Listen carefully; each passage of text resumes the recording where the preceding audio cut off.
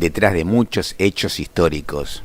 En ocasiones emergen teorías conspirativas que desmienten lo que afirma en la versión oficial. En el caso de la muerte de Hitler, hay varias teorías conspirativas que acompañan este hecho. Creemos tener suficientes evidencias para saber si murió Hitler en 1945 o no.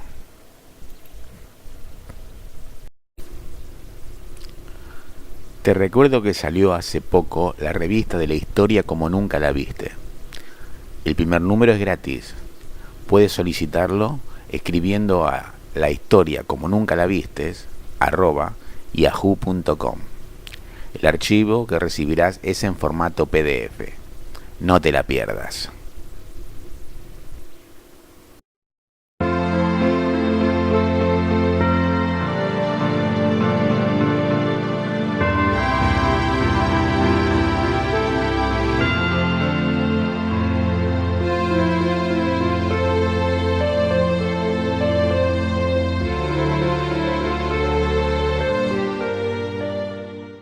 Hola, ¿qué tal? ¿Cómo están? Espero que estén bien y listos de vuelta para otro de nuestros videos interesantes.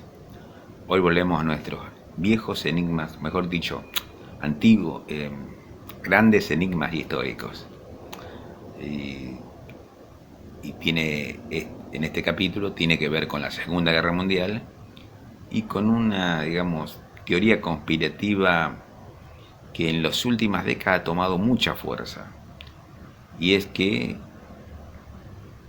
pone en duda la versión oficial de la muerte de Adolf Hitler, que según la versión oficial falleció en el 30 de abril de 1945, suicidándose junto con su flamante esposa Eva Braun en el búnker en Berlín, mientras los soviéticos asediaban la capital. Ya estaba a pocos días de rendirse. Dicen que de alguna manera salió, la ciudad estaba rodeada, atravesó media Europa hasta España, ahí tomó un submarino y los depositó en las costas patagónicas, en la República Argentina. Y que vivió principalmente en Argentina, aunque se movió por el continente sudamericano, llegando hasta Colombia, y sin ser molestado, y con Eva tuvo 2 hijas, una posiblemente sea Angela Merkel. Bueno, la teoría conspirativa toma ribetes medios ridículos, pero bueno, es así. Mientras que la versión oficial dice no, está comprobado que falleció en Berlín. ¿Quién tiene razón? Porque las teorías conspirativas son muy seductoras, muy presentan ciertos razonamientos, ciertas formas de ver las cosas que parecen muy verosímiles. Y en el caso de Hitler, bueno, uno puede pensar que quiso salvarse para preservar el nacionalsocialismo y de alguna manera volver a Alemania más adelante y para tomar el poder, pero bueno, ¿quién dice la verdad? ¿La versión oficial o la teoría conspirativa? Aquí está el video. Saquen sus propias conclusiones. Yo tengo la mía, no se las voy a decir. Es una interesante historia conspirativa.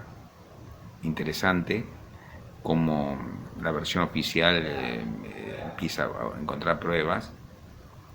Y bueno, están las dos. ¿Quién tiene razón? Ustedes decidan. Ustedes son los jueces de la historia. Decidan ustedes. Nos vemos en un próximo video. Chao.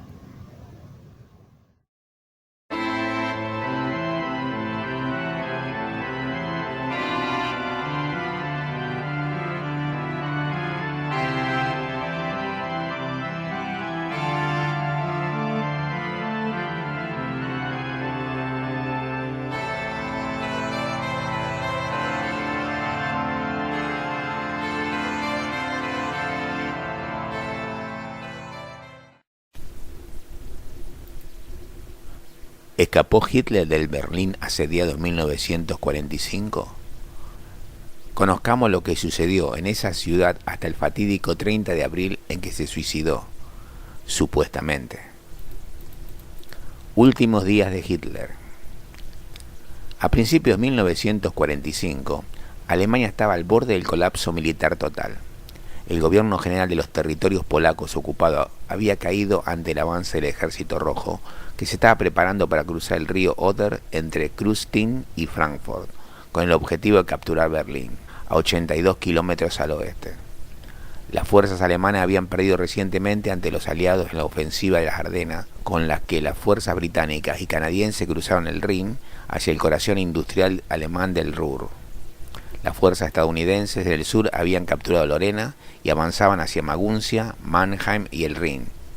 En Italia, las tropas alemanas se retiraban hacia el norte, ya que fueron presionadas por las fuerzas estadounidenses y británicas como parte de la ofensiva de primavera para avanzar a través del Po y hacia los piedemonte de los Alpes.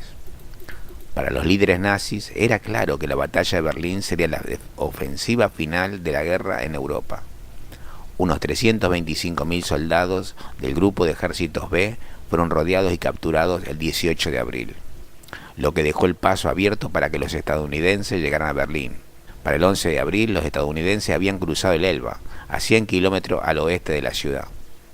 El 16 de abril, las fuerzas soviéticas en el este cruzaron el Oder y comenzaron la batalla por las colinas de Seelow, la última línea defensiva importante que protegía Berlín de ese lado. Para el 19 de abril, los alemanes estaban en plena retirada de las colinas de Seelow, no dejando vanguardia. Berlín fue bombardeado por la artillería soviética por primera vez el 20 de abril. Ese día también era el cumpleaños de Hitler. En la tarde del 21 de abril, los tanques del Ejército Rojo llegaron a las afueras de la ciudad. En la conferencia de la tarde del 22 de abril, Hitler sufrió un colapso nervioso total cuando se le informó que no habían sido obedecidas las órdenes de contraatacar que había emitido el día anterior al ejército del general Waffen-SS Felix Steiner. Hitler lanzó una diatriba contra la traición y la incompetencia de sus comandantes, que culminó con una declaración, por primera vez, de que la guerra se había perdido. Además, anunció que se quedaría en Berlín hasta el final y luego se pegaría un tiro. Más tarde, ese día, preguntó a Werner Haase, un médico de las SS, sobre el método más confiable de suicidio. Haase sugirió el método de pistola y veneno, es decir, combinar una dosis de cianuro con un disparo en la cabeza. Hermann Göring se enteró de esto y envió un telegrama a Hitler pidiéndole permiso para asumir el liderazgo del Reich, en cumplimiento con el decreto de 1941 que lo nombraba como su sucesor. El secretario de Hitler, Martin Bormann, lo convenció de que Göring estaba amenazando con un golpe de Estado. Como respuesta, Hitler informó a Göring que sería ejecutado a menos que renunciara a todos sus puestos. Más tarde ese día, retiró a Göring de todos sus cargos, lo expulsó del Partido Nacional Socialista y ordenó su arresto. Para el 27 de abril, Berlín estaba aislada del resto de Alemania. Se había perdido las comunicaciones de radio seguras con las unidades defensivas. El personal de comando en el búnker dependía de las líneas telefónicas para pasar instrucciones y órdenes, y de la radio pública para recibir noticias e información. El 28 de abril, Hitler recibió un informe de la BBC proveniente de Reuters que afirmaba que el Reichsführer SS Heinrich Himmler había ofrecido rendirse a los aliados occidentales, pero la oferta fue rechazada. Himmler había insinuado a los aliados que tenía autoridad para negociar una rendición, algo que Hitler consideró una traición. Esa tarde, su ira y la amargura se intensificaron contra Himmler. Hitler ordenó su arresto y le dispararon al SS Gruppenführer Hermann Fegelein, representante de las SS de Himmler en el cuartel del Führer. Para entonces, el Ejército Rojo había avanzado a la Potsdamer Platz y todo indicaba en que se estaban preparando para asaltar la Cancillería del Reich. Este informe y la traición de Himmler llevaron a Hitler a tomar las últimas decisiones de su vida. Poco después de la medianoche del 29 de abril, se casó con Eva Braun en una pequeña ceremonia civil en una sala del Führerbunker. Hitler luego organizó un modesto desayuno de boda con su nueva esposa y posteriormente llevó a la secretaria Traudl Junge a otra habitación para dictar su última voluntad y testamento. Dejó instrucciones a realizar inmediatamente después de su muerte, con Karl Dönitz y Joseph Goebbels asumiendo los cargos de Hitler como jefe de Estado y canciller respectivamente. Firmó estos documentos a las 4 de la mañana y luego se retiró a la cama. Algunas fuentes indican que dictó su última voluntad y testamento inmediatamente antes de la boda, pero los demás concuerdan en el momento de la firma. En la tarde del 29 de abril, Hitler se enteró de que su aliado Benito Mussolini había sido ejecutado por partisanos comunistas. Los cuerpos de Mussolini y su amante, Clara Petacci, fueron colgados de sus talones y posteriormente los cadáveres fueron mutilados y arrojados a la alcantarilla, donde los disidentes italianos se burlaron de ellos. Estos eventos pueden haber fortalecido su determinación de no permitirse que él o su esposa se conviertan en un espectáculo, como había registrado anteriormente en su testamento. Dudando de la eficacia de las ampollas de cianuro distribuidas por Ludwig Stumpfegger, otro médico de las SS, Hitler ordenó a Hasse que hiciera una prueba a su perra Blondie, que murió al poco tiempo. Hitler y Braun vivieron juntos como marido y mujer en el búnker durante menos de 40 horas. A la 1 de la mañana del 30 de abril, el General Feldmarschall Wilhelm Keitel había informado que todas las fuerzas en las que Hitler había dependido para liberar Berlín habían sido rodeadas o forzadas a la defensiva. Alrededor de las 2:30, Hitler apareció en el corredor donde unas 20 personas, en su mayoría mujeres, se reunieron para despedirse. Caminó por la fila y estrechó las manos de cada uno de ellos antes de retirarse a sus habitaciones. A última hora de la mañana, con los soviéticos a menos de 500 metros del búnker, Hitler se reunió con el general Helmut Weidling, comandante del área de defensa de Berlín, quien le reportó que la guarnición probablemente se quedaría sin municiones esa noche y que los combates en la capital terminarían inevitablemente en las próximas 24 horas. Weidling le pidió nuevamente permiso a Hitler para una evasión, aunque este no respondió, y por eso tuvo que regresar a su cuartel general en Wendler Loch. Alrededor de las 13 horas recibió la autorización para intentar una escapada esa noche. Hitler, dos secretarias y su cocinera personal, Constance Marciali, almorzaron, para luego despedirse de los miembros del personal del Führerbunker y otros ocupantes, entre los que estaban Bormann, Goebbels y su familia, las secretarias y varios oficiales militares. Alrededor de las 14:30, Hitler y Braun entraron en el estudio personal. Varios testigos informaron más tarde que escucharon un fuerte disparo, aproximadamente a las 15:30. Después de esperar unos minutos, el ayuda de cámara de Hitler, Heinz Linge, abrió la puerta del estudio con Bormann acompañándolo. Linge luego declaró que notó de inmediato un aroma a almendras quemadas, una observación común en presencia de ácido prúsico, antiguo nombre del cianuro de hidrógeno. El ayudante personal de Hitler, Otto Gunske, ingresó al estudio y encontró a los dos cuerpos sin vida en el sofá. Eva, con las piernas estiradas, estaba a la izquierda de Hitler y se había desplomado lejos de él. Gunske declaró que Hitler estaba sentado, hundido, con sangre goteando de su sien derecha. Se había disparado con su propia pistola. El arma yacía a sus pies y, según el SS Rochus-Minsk, la cabeza de Hitler estaba tendida sobre la mesa frente a él. La sangre que goteaba en la sien derecha y la barbilla habían hecho una gran mancha en el brazo derecho del sofá y se acumulaba en la alfombra. Según Linge, el cuerpo de Eva no tenía heridas físicas visibles y su rostro mostraba cómo había muerto, por envenenamiento de cianuro. Gunske y Wilhelm Monske declararon inequívocamente que los extraños y los que realizaban tareas y trabajos en el búnker no tuvieron acceso a las habitaciones privadas de Hitler en el momento de la muerte, entre las 15 horas y las 16. Gunske abandonó el estudio y anunció que Hitler estaba muerto. De acuerdo con sus instrucciones escritas y verbales, los dos cuerpos fueron llevados escaleras arriba y, a través de la salida de emergencia del búnker, al jardín detrás de la Cancillería del Reich, donde fueron quemados con gasolina. Mist informó de la muerte de Hitler al SS Franz Kadle y regresó a la centralita telefónica. Más tarde, recordó que alguien gritaba que el cuerpo de Hitler estaba siendo quemado. Debido a que no habían funcionado los primeros intentos de encender la gasolina, Linge regresó al búnker y volvió con un grueso rollo de papeles. Bormann los encendió y los arrojó sobre los cuerpos. Cuando los dos cadáveres se incendiaron, un grupo que incluía Bormann, Gunske, Linge, Goebbels, Erich Kemper, Peter Holk, Eva Lindor y Hans Reiser alzó los brazos en señal de saludo justo al ingresar por la puerta del búnker. Los soviéticos bombardearon el área dentro y alrededor de la Cancillería del Reich durante la tarde. Los guardias de la SS trajeron bidones adicionales de gasolina para quemar aún más los cadáveres. Linge luego notó que el fuego no destruía completamente los restos, ya que los estaba quemando al aire libre, donde la distribución de calor varía. Los cadáveres estuvieron ardiendo desde las 16 horas hasta las 18:30. Aproximadamente a las 18:30, Lindelof y Reiser cubrieron los restos en un cráter de bomba poco profundo.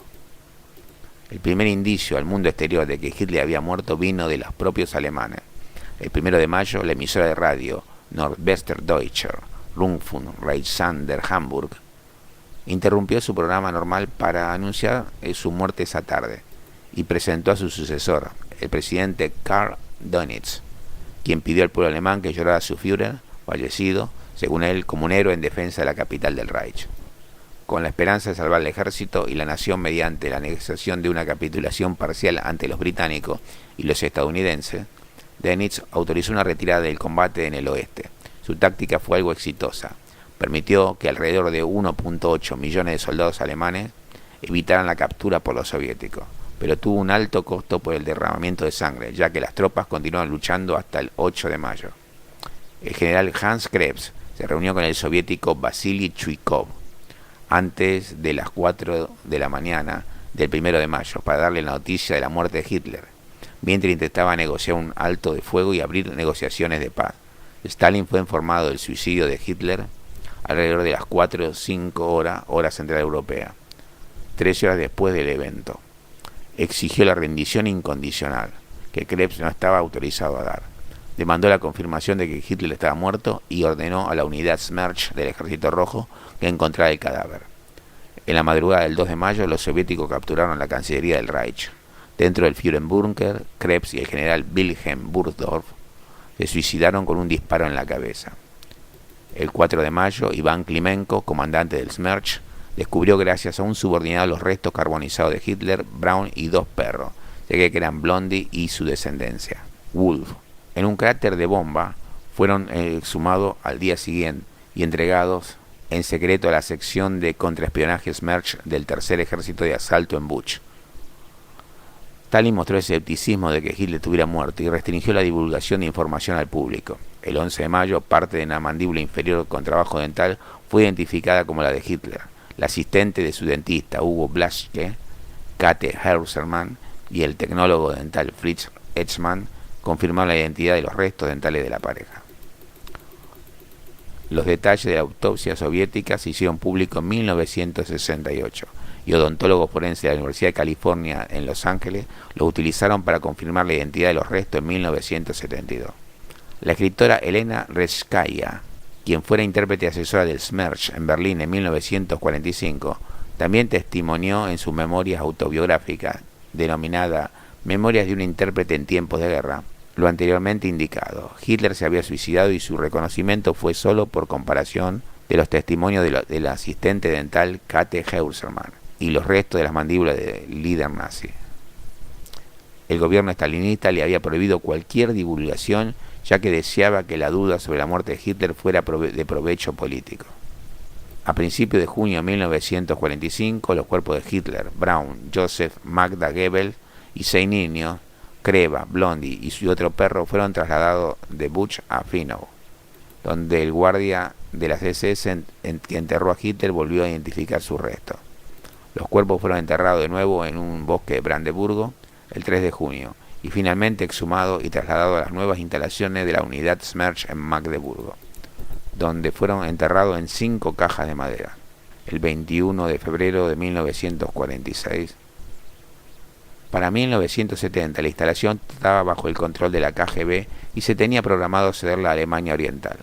Preocupado de que un sitio de entierro conocido de Hitler pudiera convertirse en un santuario nazi, Yuri Andropov, director de la KGB, autorizó una operación para destruir los restos enterrados allí en 1946. Un equipo de la KGB recibió mapas detallados del entierro y, el 4 de abril de 1970, exhumó en secreto los restos de 10 u 11 cuerpos en un estado avanzado de descomposición. Los restos fueron quemados y aplastados, y las cenizas arrojadas al río Biedrich, un afluente del cercano Elba. Por razones de motivación política, la Unión Soviética presentó varias versiones del destino de Hitler, cuando en julio de 1945 los periodistas preguntaron cómo había muerto. Stalin dijo que Hitler vivía en España o Argentina.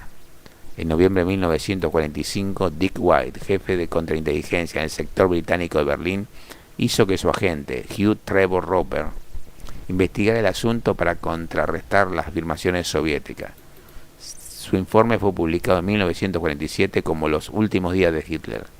En los años posteriores a la guerra, los soviéticos insistieron en que Hitler no estaba muerto, sino que había escapado bajo la protección de los antiguos aliados occidentales.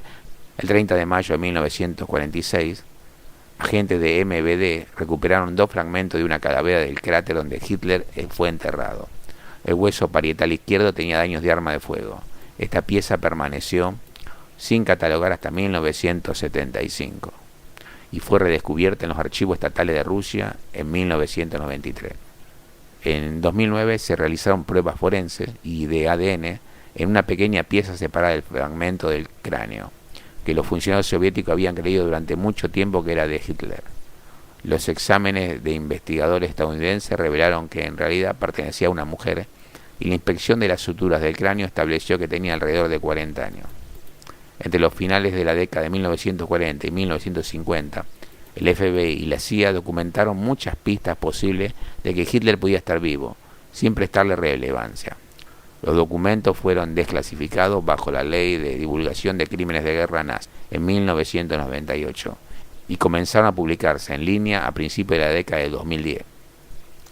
El secreto en el que se envolvió la investigación ha inspirado varias teorías de conspiración. El 29 de diciembre de 1949 se presentó un expediente secreto a Stalin, basado en el minucioso interrogatorio de los nazis que habían estado presentes en el Führerbunker, como Gunske y Linge. A los historiadores occidentales se les permitió el ingreso a los archivos de la antigua Unión Soviética a partir de 1991, pero el expediente permaneció sin descubrir durante 12 años. En 2005 se publicó como The Hitler Book. En 1968, el periodista soviético Lev Bezimensky publicó su libro La muerte de Adolf Hitler, que incluye detalles de la autopsia. El presunto examen forense soviético dirigido por Faust Skarapsky concluyó que Hitler había muerto de envenenamiento de cianuro, aunque Bezimensky teorizó que él solicitó un tiro de gracia para asegurar su muerte rápida.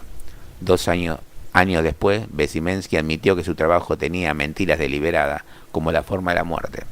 En 2018, un equipo de científicos franceses publicaron en el European Journal of Internal Medicine un estudio de los restos de Hitler conservados en Moscú. En los dientes no se encontraron restos de pólvora, por lo que se descarta que introdujese una pistola en su boca para suicidarse, y se descubrieron depósitos azulados que podían ser fruto de una reacción del cianuro con las prótesis dental de los mismos. ¿Vivió Hitler en la Argentina? El 30 de abril, Adolf Hitler se suicidó en su búnker de Berlín. Eso dice la historia oficial. Sin embargo, para muchos, el Führer escapó de allí con vida y huyó. ¿Quién instaló esa versión y por qué? La mayoría de los que están convencidos del escape del Führer sitúan sus serenos años finales en el sur argentino. No siempre es fácil saber con exactitud quién es el que pone en marcha una teoría conspirativa, quién es el primero en dar a conocer una versión verosímil pero falsa de un evento histórico. Sin embargo, en el caso de la muerte de Hitler, se sabe con exactitud quién fue su iniciador, Joseph Stalin. Los soviéticos se enteraron de la muerte de Hitler al día siguiente de su suicidio, y la mayor autoridad soviética en Berlín, el general Georgy Zhukov, ordenó poner la noticia de la muerte de Hitler en la primera plana del Red Star, el diario de sus tropas. Quería que sus soldados conocieran lo antes posible sus logros, premiarlos con la noticia. También lo comunicó Karl Dönitz al pueblo alemán por radio. Pero 3 semanas después, Stalin le dijo a un enviado norteamericano que Hitler se había escapado. La información del destino se excedía en su vaguedad geográfica. Stalin dijo que estaba en España o Argentina. Mientras tanto, Zhukov en Alemania empezó a repetir la misma versión. Se supone que la motivación de Stalin era sembrar la incertidumbre, que las demás naciones vencedoras carecieran de la certeza que él ya tenía. De paso dejaba a su gran enemigo como un cobarde, como alguien que, ante el peligro, ante la posibilidad de caer en manos enemigas, prefirió escapar antes de resistir hasta el final, tal como él le pedía a su pueblo. Pero además, si Hitler estaba vivo, existía siempre la posibilidad de su regreso. Por lo tanto, no había espacio para contemplaciones ni para medidas blandas. La sombra de Hitler fugado le permitía convencer a los demás de aplicar sanciones duras, de ser inflexibles con Alemania y con los restos del nazismo. Lo cierto es que la estrategia de Stalin fue efectiva. Sobre Alemania y los antiguos jerarcas nazis se actuó con firmeza, pero además generó el desconcierto de las otras fuerzas vencedoras. Un informe del FBI de los meses posteriores a la rendición nazi consignaba los múltiples destinos en lo que se decía haber visto con vida a Hitler. El informe enumeraba posibilidades tan variadas como contradictorias. A la agencia habían llegado rumores de que había sido asesinado en el búnker, que había escapado de Berlín por aire o desde Alemania en un submarino. Otros afirmaban que vivía en una isla alejada del Báltico, en una fortaleza en Renania, en un monasterio español, en un campo sudamericano. Hasta decían haberlo visto viviendo entre delincuentes en Albania. Un periodista suizo declaró que Hitler y Eva Braun residían en Bavaria. Y hasta la agencia de noticias soviética envió un cable afirmando que Hitler fue encontrado en Dublín travestido. Otros destinos en los que dijeron haberlo visto en esos primeros meses de posguerra: un café austríaco, una congregación de monjes tibetanos, Arabia Saudita o una prisión secreta en los Urales a disposición de los soviéticos. Pero con los años, la versión que tomó más fuerza y que casi monopolizó las teorías conspirativas fue que Hitler logró fugarse del búnker y del asedio del Ejército Rojo y, junto a Eva Braun, llegar hasta Argentina. ¿Cómo logró escapar? Nadie sabe. ¿Cuál fue el primer destino? Tampoco. Algunos sostienen que un helicóptero lo llevó hasta Austria y de ahí un avión lo acercó a Barcelona. Y luego pudo abordar el submarino que atravesó el Atlántico para depositarlo en la Patagonia. Otros suponen una travesía terrestre hasta España y hasta el submarino. Estas versiones no profundizan en cómo pudo atravesar media Europa en esos álgidos meses de 1945. Argentina el destino ideal para encontrarle residencia real o ficticia al Führer, una tierra lejana, de gran extensión y muy amable receptora de nazis. Pero en este caso, Hitler no habría llegado como el resto de los criminales nazis a través de la ruta de las ratas, sino en submarino. Pero pese a lo intrigante e interesante de este tipo de narraciones, siempre la historia con sus datos fríos se impone y termina destruyendo versiones más entretenidas. Es cierto que dos submarinos alemanes llegaron a Argentina después de la guerra, el U-530 y el U-977. Lo hicieron para no tener que entregarse a las fuerzas británicas, pero en ninguno de ellos arribó ningún jerarca. Los que sostienen esta versión alternativa hablan de una flota de 3 submarinos que desaparecieron en abril de 1945. Pero lo cierto no es que las naves se fumaron, sino que fueron hundidas por la flota aliada. El U-1235 fue alcanzado el 15 de abril por los torpedos enemigos. El U-880 fue hundido el 16 de abril, un día después, por un destructor americano. Y el 22 de abril sucedió lo mismo con el U-518. Es decir, los 3 submarinos no desaparecieron para oficiar de ferries privados del Führer, sino porque los destruyeron los aliados. Otro tema con el submarino y su salida desde Barcelona: en caso de haber sido así, tuvo que atravesar Gibraltar y eludir la guardia inglesa, hecho que parece poco probable. El historiador Richard Evans ha publicado recientemente un libro que analiza varios mitos y teorías conspirativas alrededor del nazismo. Se llama The Hitler Conspiracies. Y en su último capítulo, el más extenso de todos, analiza las versiones sobre la fuga de Hitler y las demuele una a una con paciencia y precisión. Evans, que además de sus sólidos trabajos sobre el nazismo, ya se había ocupado de textos anteriores de los negacionistas y los revisionistas del Holocausto, muestra cómo, si bien desde el fin de la guerra se tejen versiones sobre Hitler y su vida en Argentina, es en el siglo XXI cuando más obras se produjeron al respecto, cuando estos rumores o versiones alternativas encuentran mayor eco. El mundo moderno es un lugar fértil para las teorías conspirativas. Cuanto más popular y lejano el hecho, más verosímil cualquier supuesto que cuente una versión paralela de historia. Parte del público se muestra dispuesta a defender con tenacidad la versión alternativa de grandes hechos históricos. Posiblemente uno de los terrenos en los que se reprodujeron con más facilidad es todo lo relacionado con el Tercer Reich. Pese al paso del tiempo, el tema genera interés siempre renovado, pero las revelaciones reales cada vez son más escasas.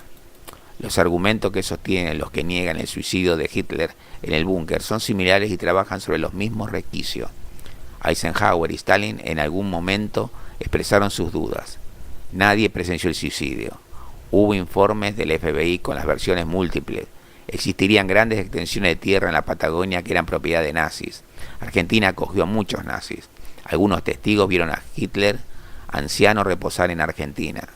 Las versiones alternativas más difundidas cuentan a grandes rasgos este recorrido. Hitler y Eva Braun se fugaron del búnker bajo las bombas soviéticas. De alguna manera imprecisa llegaron a España y abordaron un submarino que los depositó en la Patagonia, en donde vivieron tranquilos y felices sin ser molestados por nadie, aunque sin quedarse quietos, porque viajaron por diversos lugares del continente, desde Mar del Plata hasta Colombia. Hasta sostienen que la pareja tuvo 2 hijas, una de las cuales sospechan podría ser Angela Merkel.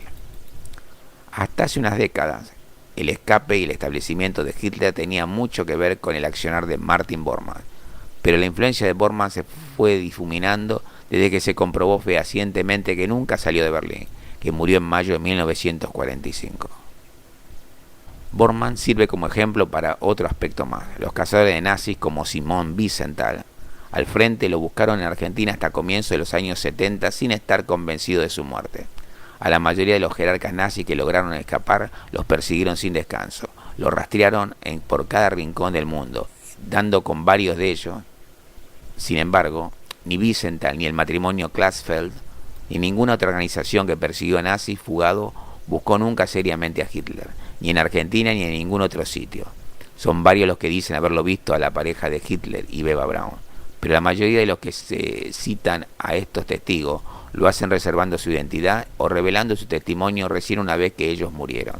Nadie aportó pruebas efectivas de alguna de estas afirmaciones. Alguien hasta usó una foto que en realidad era una imagen modificada y envejecida de Bruno Ganz, el de La Caída, la película que muestra los días finales de Hitler. Otro ataque que hacen los que sostienen estas versiones alternativas es el de intentar el desprestigio de las investigaciones historiográficas más serias. Atacan aquello que llaman historia oficial. Sin embargo, los historiadores serios que estudiaron el nazismo coinciden en las circunstancias de la muerte de Hitler. Se basan en los testimonios de los otros habitantes del búnker, en sus expresiones de los días previos a los otros jerarcas nazis, en el testamento dictado a su secretaria, en los archivos que los rusos desclasificaron después de la caída del comunismo, que demuestran que Stalin quiso sembrar la incertidumbre en sus socios, y en el estudio forense realizado por especialistas franceses de las piezas dentales de Hitler, que fueron encontradas en el lugar. El cráneo es otra historia, porque el fragmento de cráneo que los soviéticos dijeron que era de Hitler, según un ADN, perteneció en realidad a una mujer.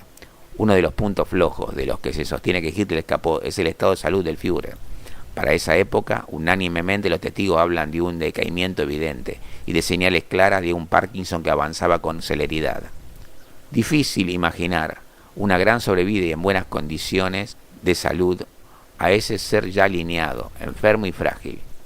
La respuesta de la versión alternativa es que en realidad quien padecía los temblores y el mal estado no era Hitler, sino su doble.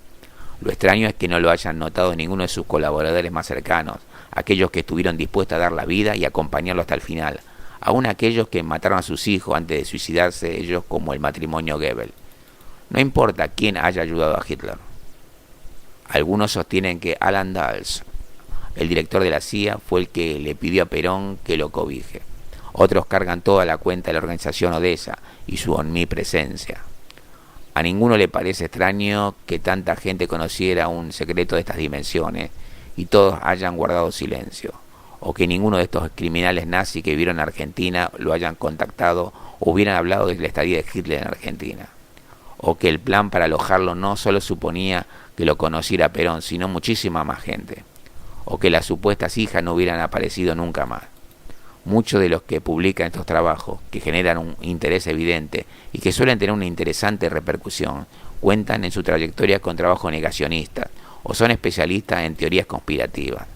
Evans sostiene que esta pseudohistoria ofrece un entretenimiento perverso en donde nada es lo que parece y que convence al lector de que los académicos de la historia dominante ocultaron secretos terribles durante décadas. Evans en su libro afirma que los textos del argentino Ariel Basti carecen de pruebas documentales, que los testimonios son de segunda mano y que los testigos no proveen evidencia certera, solo dichos casi imposibles de corroborar. Los que elaboran teorías conspirativas buscan percudir los estudios académicos y metodológicos. Ingresan gracias a una narrativa ingeniosa y atractiva en zonas en las que hacen dudar a su público, ha habido por desconfiar, muchas veces con razón. Si dañamos la credibilidad de los trabajos investigados adecuadamente, se puede sustituir a la realidad por los mitos. Y si los historiadores serios se equivocan respecto a la muerte de Hitler, pueden estar equivocados en todo lo demás, incluyendo el Holocausto y sus consecuencias, afirma Evans. Libros, películas, series y notas periodísticas difunden estas historias alternativas que muchas veces no deben molestarse en brindar pruebas ni siquiera en tensar los argumentos lógicos porque cuentan de antemano con la buena voluntad del lector, con una disposición previa para creer. Y según ese sesgo previo, el receptor puede creer que Hitler fue un traidor y un cobarde, que puso un doble en su lugar, que hizo morir por él a toda una nación, que escapó a un destino seguro y confortable mientras los demás sufrían. O alguien de una habilidad extraordinaria, que escapó pese a todo, que logró engañar a las mayores potencias, que no logró ser derrotado. En la mayoría de las versiones esta es la línea que subyace. La supervivencia de Hitler marcaría su superioridad, la habilidad para no rendirse ante el enemigo, para seguir engañándolo, como una victoria, una especie de reivindicación postrera en la que Hitler se habría burlado de sus enemigos, de la historia y de la muerte, como si él pudiera reescribir la historia.